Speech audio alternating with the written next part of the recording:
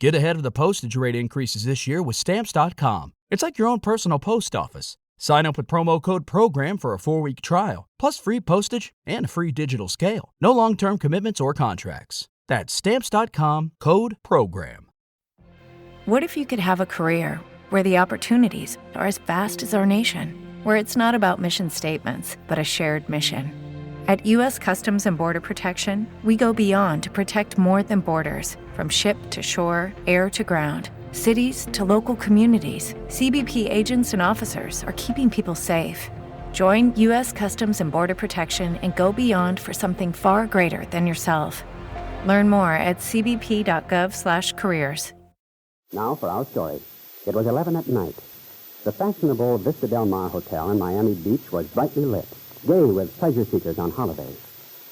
But in Paul Cromwell's room, the only sound was that of a woman sobbing. Kit Calvert had broken in a short while earlier, had found Paul's man Max there before her. When Paul returned, her temporary period of coherence had been shattered by Paul's undisguised anger at her presence, and the wretched young woman had lapsed again.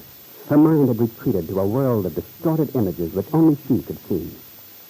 Disturbed at the girl's obvious illness, but not certain as to its gravity, the two men had discussed telephoning her father, but had agreed that first they'd better find a doctor.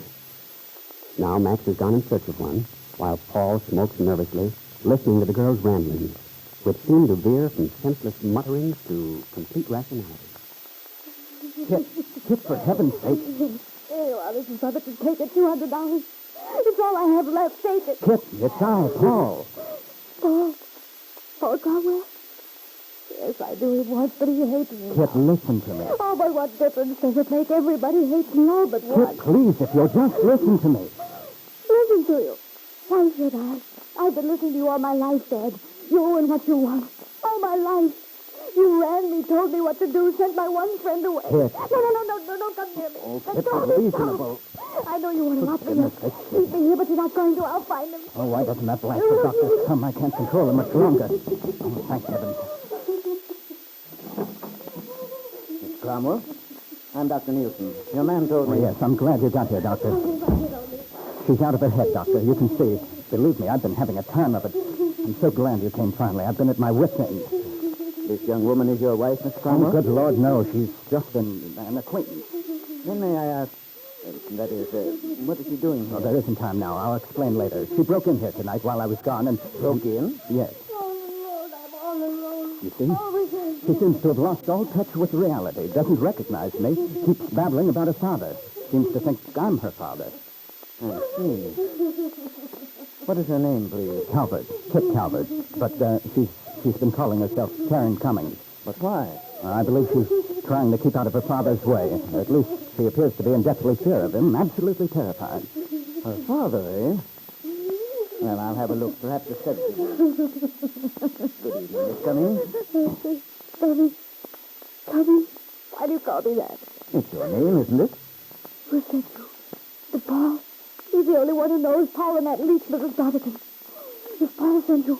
Perhaps I made a mistake. Perhaps I have you confused with someone else. Would you prefer to be called Miss Calvert? Calvert. Yes, that's my name. But what are you doing here in my room? What are you doing here? Oh, Miss Calvert, you're ill. You've been under a strain, I'm afraid. I want to help you. Help me. Oh, that's wonderful. Well, if you want to help me, just keep Dad away. Don't let him find me. I'm a doctor, Miss Calvert. I want to make you feel better if I can. A doctor? Yes, Dr. Nielsen. Well, Dr. Nielsen, I'm afraid you've made a mistake. I'm not in need of your services, thank you. I'm quite all right. It's true I've been having this beastly headache, but... Yes, the headache. That's what I want to ask you about. Now, how long have you been having these headaches, Miss Calvert? I don't know. Ages. They pound and pound. Not from the outside, but from the inside, like a million tiny hammers. My skull feels tight. I know. Those headaches can be very wearing on the nerves. Well, I think you can take care of that in very short order. I have just the thing in my bag. Here we are. Now, a glass of water. I see you have one already here on the table. Now, if you just swallow this capsule. No, I won't. What's in it? What are you giving me? This is another one of bad tricks. Oh, this will make you feel better. For the headache, you know. Oh, yes, it's a headache. A beastly headache. I can't think. I can't sleep. Oh, that's right. This will make them go away. Just swallow it down with a little water. There, that's a good girl. Now, give me the glass. I'm so tired, so lonely, too. Oh, if I could only find my friend. Your voice. It's like his, but... No, Dad sent him away. He'll never come back, never. You're going to be all right, Miss Calvert. You're sleepy now. Just close your eyes. Yes, I'm tired. Of course you are.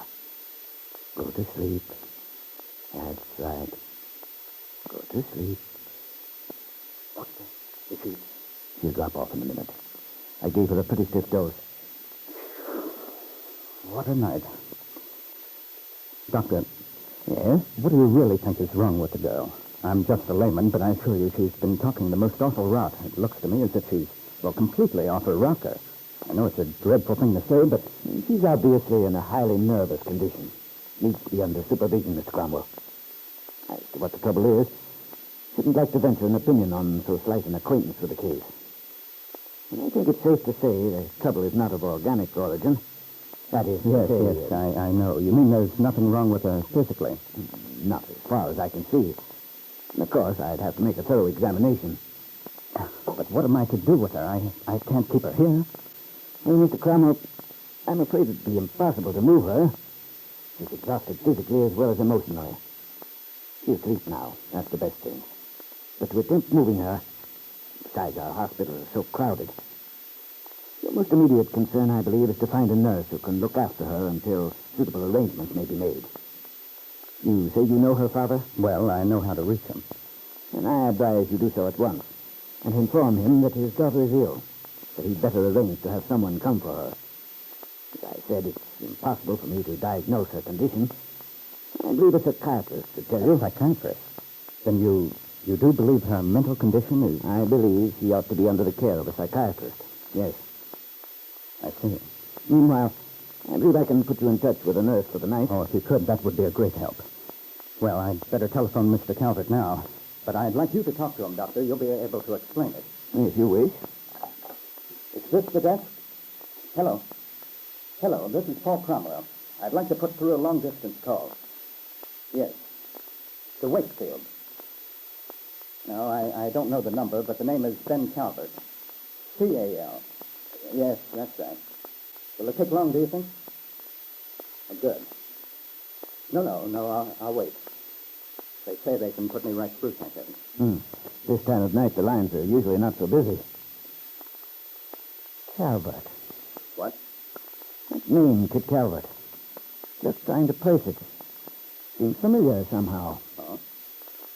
How long has he been in Miami, Mr. Cromwell? About a week, I believe. I see. Has she been hysterical like this before? I don't know. I haven't seen much of her.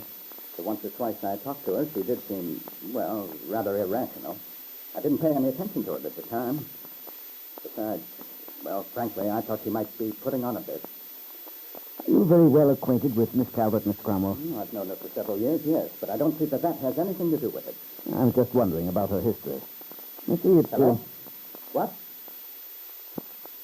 Oh, he isn't? Well, then where can I... Not until tomorrow. This is very important, operator. Don't they know where he could be reached? Yes, I understand. Thank you. Glasses. Wasn't he in? No, they don't expect him back until late tomorrow night. He's gone out of town. Paul Cromwell looked hopelessly at the doctor. It seemed, whether he liked it or not, that he was to be burdened with the responsibility of Kit, the girl he'd sworn would never again be able to involve him. What, Paul asked himself, was he to do?